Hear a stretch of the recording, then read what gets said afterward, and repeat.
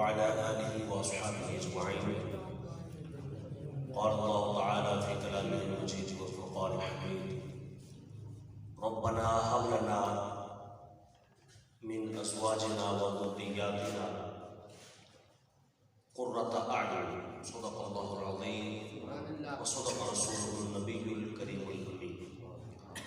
تمام حضرات درود و سلام پڑھ لیجیے. الصلاۃ والسلام علیک یا رسول اللہ وعلی آلک واصحابک یا حبیب اللہ.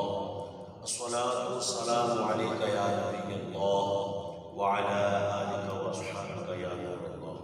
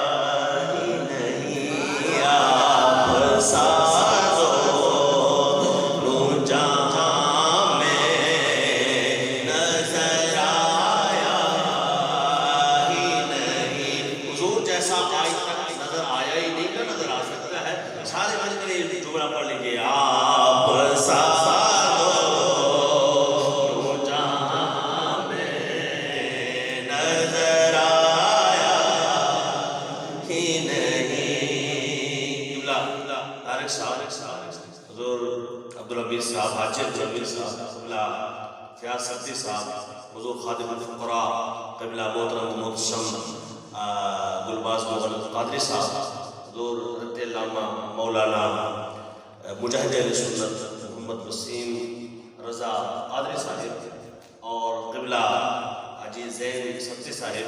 آپ توجہ چاہتا ہوں. اگلا جملہ، اس کا اگلا جملہ ہے کیا جملہ ہے؟ جس نے لکھا ہے اس نے دل سے ہو کے لکھا ہے. آپ ساتھ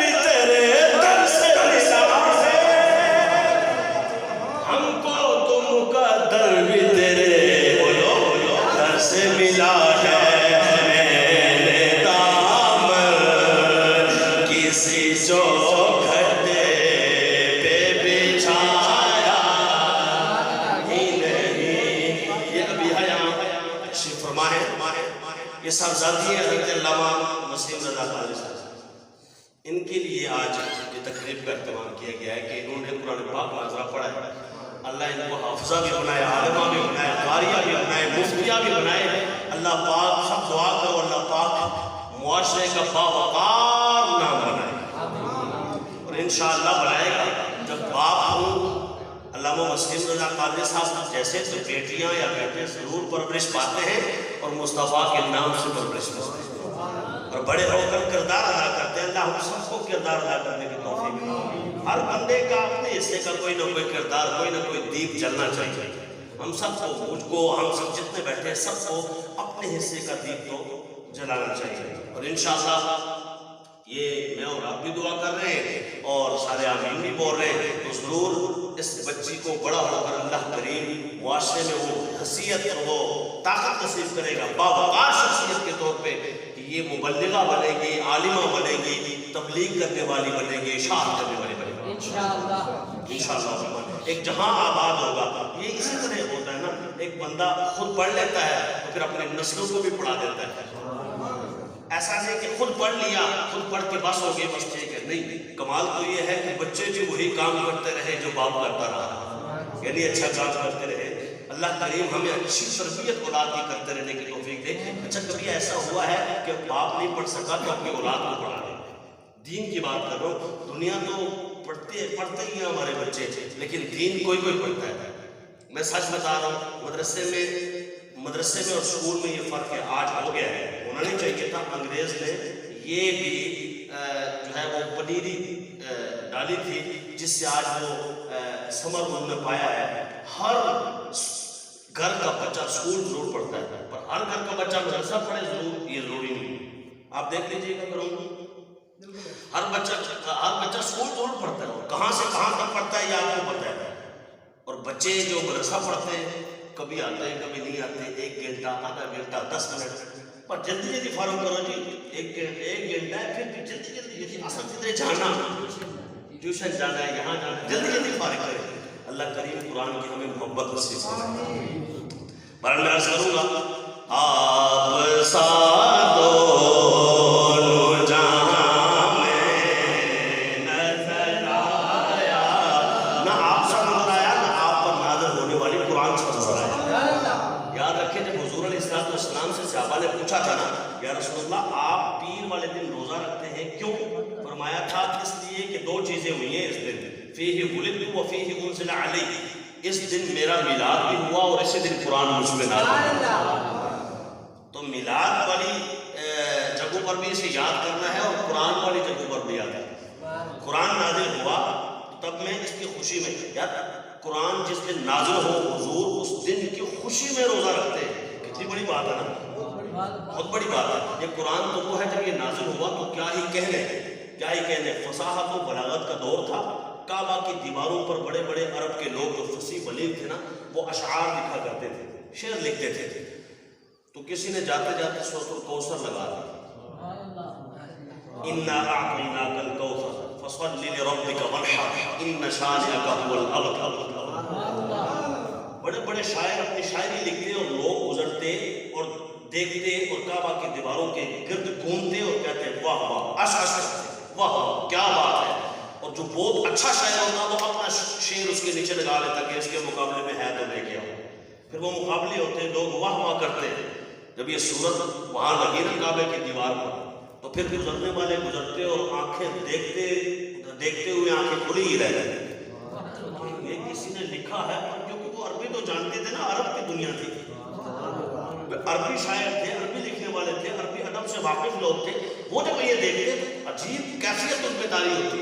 ایک نے انا اعطیناک الکوثر کی صورت کے آگے نا اپنا ہی ایک کلام لکھ دیا، اپنا ہی ایک مصرع لکھ دیا. مصرع کیا تھا؟ انا اعطیناک الکوثر فصل لربک وانحر ان شانئک هو الابتر واللہ ما ھذا کلام البشر. اس کا ترجمہ یہ تھا، اللہ کی قسم یہ کسی بشر کا کلام ہی نہیں ہو سکتا. اب بڑے بڑے عرب کے فصیح ہیں، پر بشر تو انسان ہے نا، یہ تو انسان کا لکھا ہوا ہی نہیں. اے انسان دے پیدا کرنے والے خالق کا لکھا ہوا ہے. کہ قرآن کی عظمت کے کیا کہہ رہے ہیں؟ یہ قرآن تو وہ ہے کہ پہاڑوں پر نازل کر دیا جاتا تو پہاڑ پاش پاش ہو جاتے. لو انزلنا هذا القرآن على جبل لرأيته خاشعا متصدعا من خشية الله. لرز جاتے پہاڑ سوکھا بن جاتے اور مصطفیٰ کے سینے پہ نازل ہوا. نزل على محمد. وہاں قرآن نازل ہوا حضور کے سینے میں نازل ہوا. حضور علیہ السلام کے سینہ مقدس پر یہ نازل ہوا. اور آپ اندازہ لگائیے کہ قرآن میں کون سی شے ہے جو موجود نہیں. وَلَا رَطْبٍ وَلَا يَابِسٍ إِلَّا فِي كِتَابٍ مُبِينٍ. کوئی خشکی یا تری کی چیز ایسی نہیں جس کا ذکر قرآن میں نہ ہو, جس کا علم قرآن میں نہ ہو. وَلَا أَصْغَرَ وَلَا أَكْبَرَ إِلَّا فِي كِتَابٍ مُبِينٍ. کوئی بڑی سے بڑی شے, کوئی چھوٹی سے چھوٹی شے ایسی نہیں جس کا ذکر قرآن میں نہ ہو. اور قرآن کا کوئی گوشہ ایسا نہیں جو مصطفیٰ کے سینے میں موجود ہو. بولتے سبحان اللہ. جب حضور کے سینے میں پورا قرآن موجود ہے تو کہنے دو نا ساری کائنات کا علم مصطفیٰ کے سینے میں. چشتی صاحب کو اٹھ گئے ماشاءاللہ. آج علی گڑھ میں دستے نہیں سارے میں آخیا دونوں ضرور سے توجہ کیجیے. یہ ہمارے دوست ہیں, دوستوں سے ذرا تھوڑا ہاں چشتی رنگ انہوں چڑھ گیا چشتی رنگ. جی جی بس چلے ماشاءاللہ. یہ عرف چشتی صاحب میں ویسے ہی اتاری ہے, آخری اتاری ہے, لیکن ہم ان کو پتہ نہیں کس نے پہلے من کو چشتی صاحب کہا تو ہم چشتی صاحب ہی کہتے ہیں. یہاں تک کہ اشتہاروں میں بھی لکھنا پڑتا ہے محمد عمر قادری عرف چشتی, عرف عمر چشتی. اللہ آپ کی عمر دراز فرمائے. اچھا میں عرض کر رہا تھا کہ حضور علیہ السلام پر نازل ہونے والا قرآن بڑی عظمتوں والا ہے. اس کو جو پڑھتا ہے وہی جنت کی سیڑھیاں چڑھتا ہے. اس کو جو پڑھتا ہے وہی جنت کی سیڑھیاں.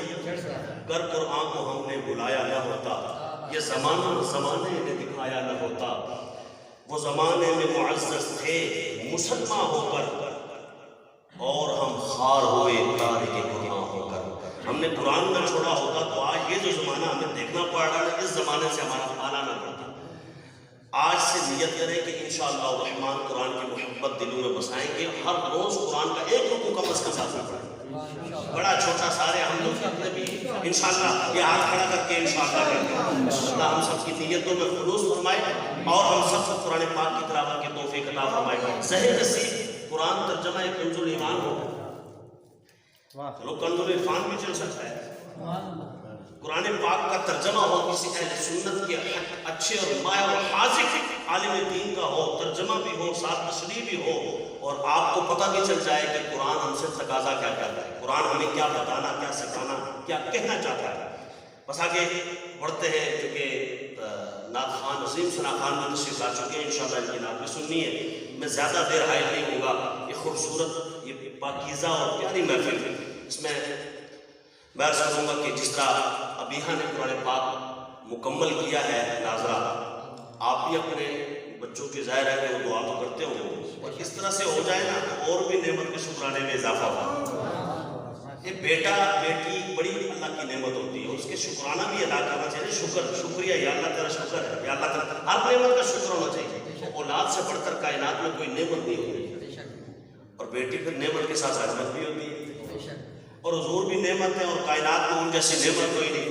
حضور بھی رحمت ہے اور کائنات میں ان جیسی رحمت کوئی نہیں. اللہ حضور صلی اللہ علیہ وآلہ وسلم کے صدقے میں اس بچی پر دراز زندگی کا سایہ ہے, اور اس کو بڑے ہو کر دین اسلام کا خوب سے خوب تک کام کرتے رہنے کی توفیق عطا فرمائے.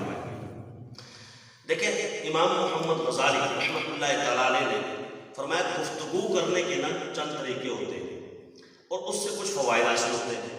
مثلا ایک گفتگو وہ ہوتی ہے جس سے کچھ نقصان ہوتا ہے, ایک گفتگو ہوتی ہے جس سے کچھ فائدہ ہوتا ہے, ایک وہ ہوتی ہے جس سے کچھ فائدہ بھی ہوتا ہے اور کچھ نقصان بھی ہوتا ہے, ایک وہ ہوتی ہے جس کا نہ فائدہ نہ نقصان. آپ فرماتے ہیں 3 گفتگو سے پرہیز چاہیے, صرف ایک گفتگو کرنی چاہیے جس سے فائدہ ہوتا ہے. پھر فرمایا جس سے فائدہ ہو اس میں بھی کچھ پرہیز چاہیے, کیا کہ کہیں ریاکاری داخل نہ ہو جائے, کہیں دکھلاوا داخل نہ ہو جائے. اور پھر کم بولو, کیا کرو, من سماتا نجات. حضور نے ارشاد فرمایا جو چپ رہا وہ نجات پا گیا. چپ کر سہتے موتی مل سکتا, صبر کرے تا ہیرے, پاگلا ہولا پاوے نہ موتی نہ ہیرے. سی آخیا چپ کر مہر علی اتنے جا نہیں ہو بولنا. تو چپ رہنا بھی بڑی نعمت ہے, چپ رہنا بھی بڑی سعادت مندی ہے, چپ رہنا بھی عبادت ہے. خاموش ہے بولے, جب بھی بولے تو تول کے بولے, پہلے تولے پھر بولے. اچھا یہ بات میں کیوں کر رہا ہوں؟ کیونکہ ہم اپنے بچوں کو اچھی تربیت تبھی کر سکتے ہیں جب ہم اچھا بولیں گے. اچھا ایک بات اور بھی ہے, بیٹا یا بیٹی اولاد جو ہوتے ہیں نا وہ ماں باپ سے سن کے تھوڑا سیکھتے ہیں, دیکھ کے زیادہ سیکھتے ہیں. وہ دیکھتے ہیں کہ جو دکھتا ہے وہ بکتا ہے, وہ دیکھتے ہیں کہ میری ماں کیا کر رہی ہے, میرا باپ کیا کر رہا ہے. اگر باپ اس کو یہ کہہ رہا ہے کہ بیٹا کوئی آئے تو کہنا کہ ابو گھر پہ نہیں ہے. اگر یہ تربیت ہوگی تو بچے کو بڑے ہو کر اگر آپ کہیں گے بیٹا تو بڑا جھوٹا ہے, تو میں نے یہ نہیں سکھایا تھا, تو آپ نے عمل سے سکھایا تھا. کیسے نہیں سکھایا؟ آپ جب بچے کو سمجھانا چاہتے ہیں, ماں ہو یا باپ, وہ گالی دے کے سمجھا رہی ہے یا سمجھا رہا ہے, ایک غلط ایک کتے, میں نے سنا ہے نا ایسے لوگوں کو کہ اپنے بچوں کو جب سمجھاتے ہیں تو گالیاں دے کے سمجھاتے ہیں. میں نے یہ ہلکی پھلکی گالی دیا کہ تجھے سمجھتے گئے اس کو بس. یہ جو گالیاں ہوتی ہیں اس سے بچہ سیکھتا کیا ہے؟ گالیاں. اس سے کبھی تربیت نہیں ہوگی اچھی اس کی. اگر آپ گالی دے کے سمجھائیں گے اور بعد میں وہ گالیاں دیں, وہ کوئی شکایت لے کے آئے, تو آپ کو ڈانٹنا نہیں چاہیے, کیونکہ آپ ہی نے تو اسے سکھایا ہے. سکھائیے اور اچھی بات سکھائیے. جب اچھی بات, یہ آپ کے اوپر فرض ہے. حضور علیہ السلام نے ارشاد فرمایا جس بچے کی بلوغت کی عمر پہنچ جائے, حدیث پاک میں سنا دیتا ہوتا ہوں تاکہ ہمیں یہ حدیثیں سمجھ آنی چاہیے. حضور نے فرمایا جس کی عمر حد بلوغت کو چھو جائے, وہ بالغ ہو جائے اور اس کا باپ اس کی شادی نہ کروائے طاقت قوت ہوتے ہوئے, تو اس کے بعد جتنے گناہ کرے گا اس کے باپ کو والدین کو گناہ بھی نہیں کرے. آج کے دور میں بہت بڑی بات یہ ہوتی ہے کہ اپنے بچوں کی بندہ پر وقت شادی کروائے. اچھا اس سے پہلے ان کی تربیت بھی کرے. ایسا نہیں آپ تربیت یہ کرتے رہے کہ جناب وہ دیکھو فلاں کی شادی میں کیا شادی تھی یار, اتنے پٹاخے, اتنے جناب شور, اتنا میلہ, اتنا جناب یہ اور اتنا وہ بھی کہے گا نا اچھا میں نے بھی پاکستان بینک پوائنٹ ہال کی جو شادی کر دی. اب وہ کہے گا بھائی اتنے نہیں, میں میری پوری تنخواہ میری پوری فیس تو اتنے لگ جائے گی. اب غریب کا بچہ کیسے شادی کرے گا؟ وہ 30 سال تک غریب کا بچہ جو ہے وہ انتظار کرتا ہے. ایمان سے بتائیے 30 سال تک اس کا بچہ کیا تھا؟ آپ بھی اسی ماحول میں پڑھتے پڑھتے ہیں, میں بھی یہاں رہتا ہوں, آپ بتائیں نا اس کا کیا ہوا. وہ جو گولڈن عمر تھی وہ کہاں گئی؟ حدیث پاک کہاں گئی؟ بچہ بالغ ہو تو شادی کروا دو اسے. حضور نے فرمایا شادی کے بعد اللہ اس کے رزق میں وسعت دے دے گا. شادی کے بعد تم شادی کراؤ, اللہ اس کے رزق میں وسعت دے دے گا. حضور کا حدیث پاک ہے, حضور کا فرمان ہے, تم شادی کرو اللہ تمہارے. اب ہم پہلے ہی کہتے ہیں نہیں پہلے ذرا برکت ہوگی, پہلے روزی ہوگی, پیراتے کروے. بیٹا کام کوئی نہیں کرتا نا, کام کرے تو کہاں شادی کرائیے نا. ہم یہ کہہ رہے ہیں حضور کے حدیث یہ ہے کہ شادی کراؤ اللہ رزق میں وسعت دے دے. یہ تجربہ بھی آپ کا ہوا ہوگا, نہیں تو ابھی ذرا تھوڑا اپنی ریل پیچھے گھمائیں. ماضی میں کتنے نوجوان ہوں گے, آپ خود بھی اپنی ذرا دیکھ لیں کہ شادی سے پہلے کتنا کماتے ہیں, شادی کے بعد اللہ نے کتنی وسعت عطا فرما دی. اس لیے یہ چیز بھی نہ دیکھیں. جو چیز دیکھنے والی ہے وہ یہ ہے کہ بچہ ہونا کیسا چاہیے, کردار اس کا کیسا ہو, کریکٹر کیسا ہو. ہمیں تو غرض ہے پیسے سے, ہمیں غرض ہے دولت سے. علماء کہتے ہیں کبھی اپنے بچوں کو دولت دیتے ہو تو کبھی وقت بھی دے دیا کرو, وقت بھی دے دیا کرو. جتنا وقت دو گے اتنا اچھا رہے گا. ہم دولت دیتے ہیں, بیٹا اسکول جا رہے ہو, بیٹا وہاں جا رہے ہو, یہاں جا رہے ہو, یہ لو پیسے, کتنے چاہیے, یہ لو پیسے, 10 روپے 50 روپے 1000 روپے, جتنے جس کی وسعت ہو پیسے دیتے ہیں. کبھی آلہ گنڈا اس کو دے دیا کرو, بیٹا بیٹھو آج بات کر دیں, میں تمہارا باپ ہوں, یہ تمہاری ماں ہے, باپ کی یہ قدر ہے, ماں کی یہ قدر ہے. اولاد کو اس طرح کرنا چاہیے. آپ ہمارے پاس بیٹھتے ہو تو آپ کے بیٹھنے سے ہمیں سکون ملتا ہے کہ بچہ بڑا ہو کے آپ کے پاس بیٹھا کرے گا.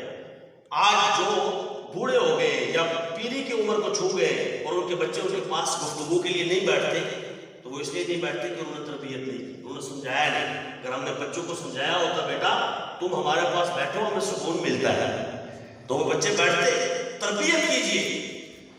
ایک بادشاہ تھا, اس نے اپنے بچے کو ایک جگہ جنگ پہ بھیجا ہوا تھا. کسی نے آ کے خبر دی, انہوں نے کہا بادشاہ آپ کے بچے کو شکست ہو گئی ہے, جنگ ہار گیا ہے. اس نے اپنی بیوی کو بتایا بادشاہ نے کہ بیٹا تو جنگ ہار گیا ہے, وہ تو مر گیا. تو اس کی بیوی نے چیخ مار کے کہا کہ یہ ہو ہی نہیں سکتا, میں مانتی نہیں ہوں میرا بچہ ہار گیا. اس نے کہا تو کیسے نہیں مانتی کہ وہ ہار گیا؟ کہا اس لیے کہ میں نے بغیر وضو کے کبھی اسے دودھ ہی نہیں پلایا،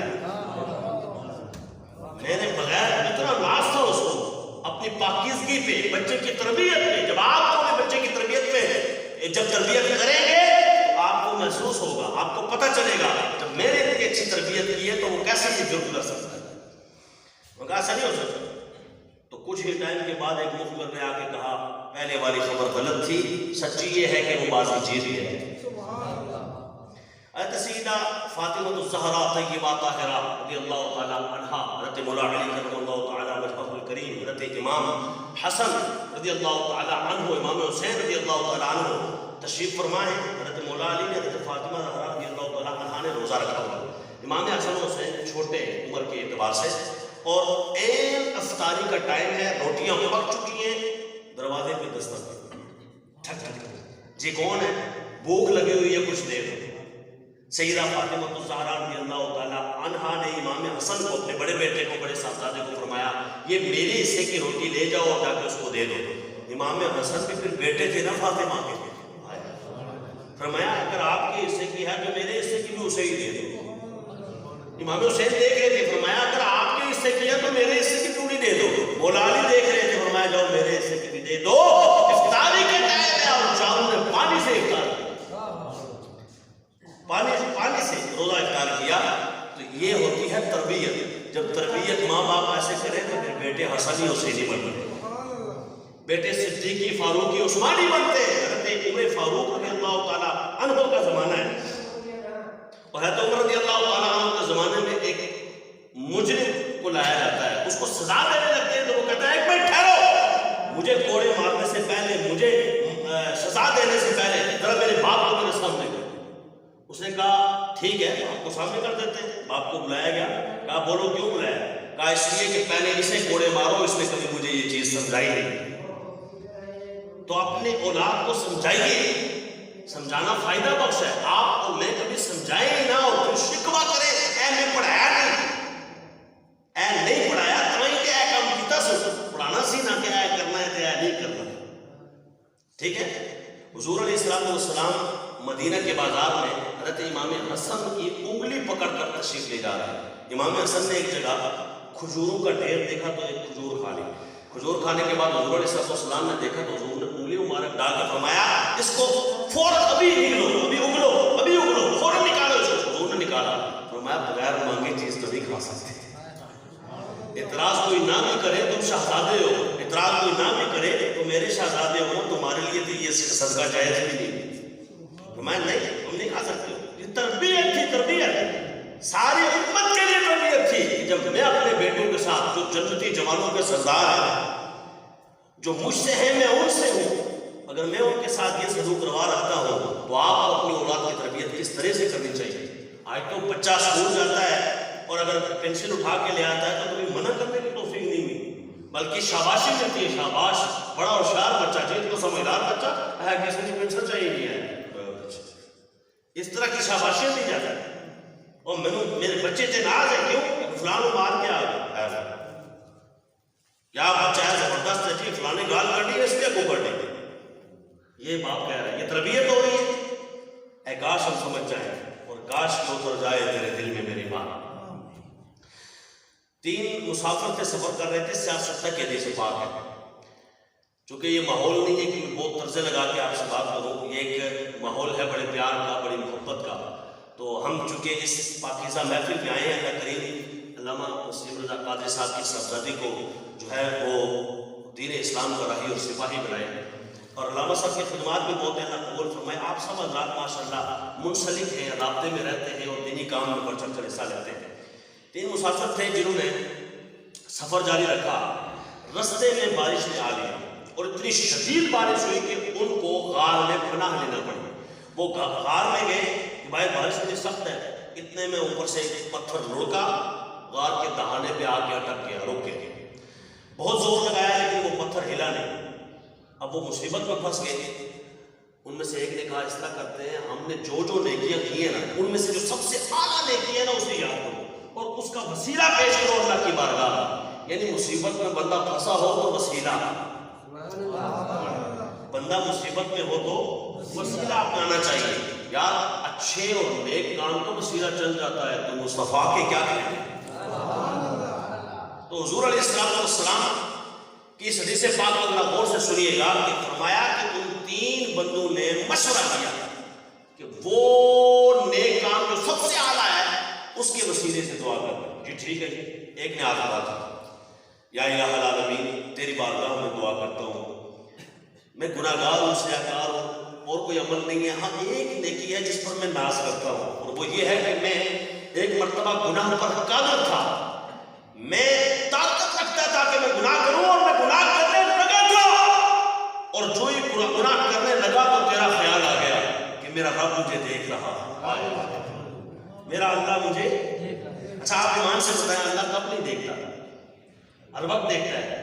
میں اور آپ کتنا یقین رکھتے ہیں اس بات میں انہ علیم بصیر سمیع بصیر, وہ بصیر ہے دیکھنے والا ہے, کتنا یقین رکھتے ہیں بصیر. ہم اللہ پر ایمان لانے والے, یقین رکھنے والے, پختہ اعتماد رکھنے والے کہ مالک دیکھ رہا ہے. اور کب دیکھ رہا ہے؟ رات کو یا دن کو, صبح یا شام, کس ٹائم دیکھ رہا ہے؟ ہر لمحہ, ہر لحظہ, ہر گھڑی, ہر ساعت, وہ ہر ساعت دیکھنے والا. اور ہم کتنے گناہ کر بیٹھتے ہیں. کبھی ایک لمحے کے لیے بھی سوچا کہ باپ سامنے ہو تو گناہ نہیں کرتے تھے, بیٹا سامنے ہو تو گناہ نہیں کرتے تھے, دوست احباب سامنے ہو تو گناہ نہیں کرتے, ہم چھپ چھپ کے گناہ کرتے ہیں. یہ الگ بات ہے کہ وہ پھر بھی معاف کر دیتے ہیں. وہ 100 گناہ ہو, لاکھ گناہ ہو, تو فرماتے ہیں آؤ میرے مصطفیٰ پہ, تم پردے نہیں رکھتے نا ایک دوسرے کے, میں تو پردے ڈالنے والا ہوں. ایک گناہ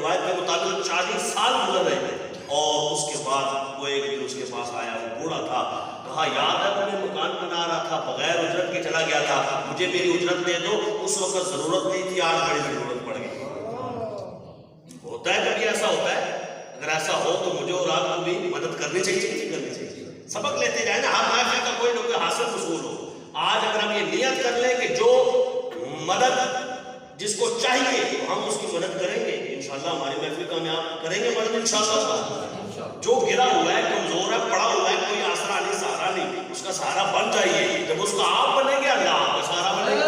کیا بات ہے, بہت توجہ کیجیے گا، اس نے کہا کہ آپ مجھے میری تنخواہ دے دیجیے. اس کے سامنے 1000 بکریوں کا ریوڑ تھا. اس نے کہا یہ سب تیرا ہی ہے، جانے. اس نے کہا نہیں بس میری تنخواہ جو بنتی ہے وہ اس وقت کے لحاظ سے. کہا نہیں تیرے ہی پیسے سے یہ سارا کچھ کیا ہے، سارا لے جا. یا اللہ وہ پھر جاتے جاتے مجھے بڑی دعائیں دے کے گیا ہے، اگر قبول ہو تو تھوڑی مہربانی کر. اتنا کہنا تھا کہ تھوڑا سا گیا پتھر اور زیادہ تھوڑا سا اور، مگر اتنا نہیں تھا کہ وہ باہر نکل پاتے. تیسرے نے ہاتھ بلند کر دیے. یا الہ العالمین کوئی اعمال میرے پلے نہیں، لیکن ایک عمل ہے جس پر میں ناز کرتا ہوں، اور وہ یہ ہے کہ میں دن کو محنت کرتا، مزدوری کرتا، کھیتی باڑی کرتا، اور رات آ کے پہلے والدین کو دودھ پیش کرتا، اور اس کے بعد اپنے بیوی بچوں کو دیتا. ایک رات میں ذرا لیٹ ہو گیا، گھر آیا تو والدہ سوئی ہوئی تھی. میں نے اس کے سرانے کھڑے ہو کے اس کا انتظار شروع کیا. ابھی جاگے گی، ابھی آنکھ کھلے گی، میں اسے دوں گا.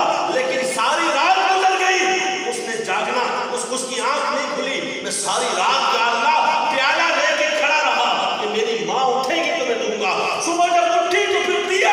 پھر میں اپنے بیوی بچوں کے پاس گیا. یا اللہ اگر میرا عمل قبول ہے تو مہربانی فرما. مجھے میری ماں نے بڑی دعائیں دی تھی. تو ساری رات کھڑا رہا، بڑی دعائیں دی تھی. بس اتنی دعا کر رہی تھی، اللہ نے غار کا دروازہ کھول دیا. غار کا دہانہ خالی ہو گیا، پتھر ہٹ کے پرے جا پڑا اور مصیبت سے چھٹکارا پا گئے. اس کا معنی یہ ہے آج مجھے اور آپ کو مصیبت پڑی ہوئی ہے. کسی کو بھی چاہے بچہ ہے، بڑا ہے، جوان ہے، مصیبت ہے، جاؤ والدین کی خدمت کرو، اللہ مصیبت ختم کر دے گی. تربیت بھی اچھی کرو اولاد کی، اور جو اچھی اولاد ہوگی پھر والدین کا انشاءاللہ احترام بھی کرے گی، قدر بھی کرے گی. اللہ کریم ہمیں اپنے والدین کی قدر کی توفیق عطا فرمائے. باخر دعوانا